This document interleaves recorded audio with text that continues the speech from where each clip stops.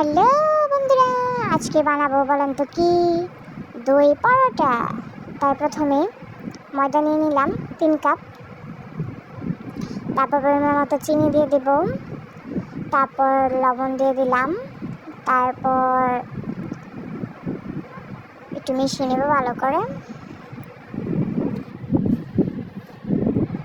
Baking soda দিয়ে দিলাম, তারপর 3 চামচ টক দই দিয়ে দেব। তারপর এখন ভালো করে একটু টক দইয়ের সাথে ময়দাটা ভালো করে মিক্স করে নেব।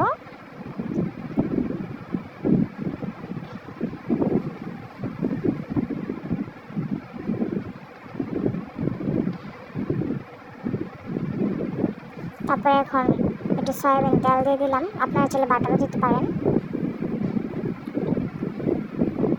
তারপর পরিমাণ মতো জল দিয়ে একটা ডো বানিয়ে নেব। একটা ডোটা হয়ে গেছে, খুবই নরম হয়েছে।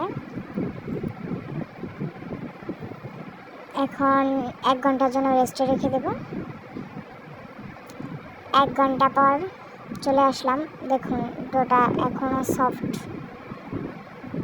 রয়েছে, দেখতেই পাচ্ছেন আপনারা। এখানে একটা লেচি কেটে নেব, তারপর একটু ময়দা দিয়ে একটা রুটি বানিয়ে নেব।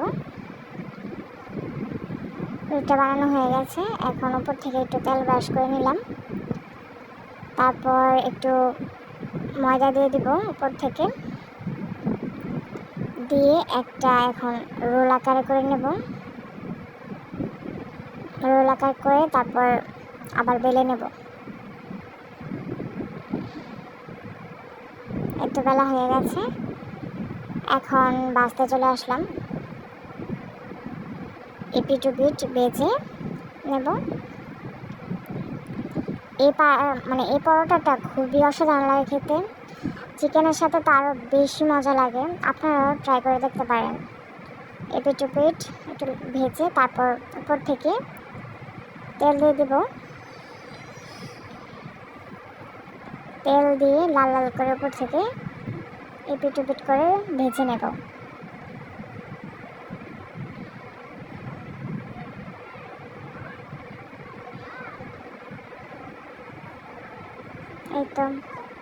এই তো রেডি হয়ে গেল দই পরোটা।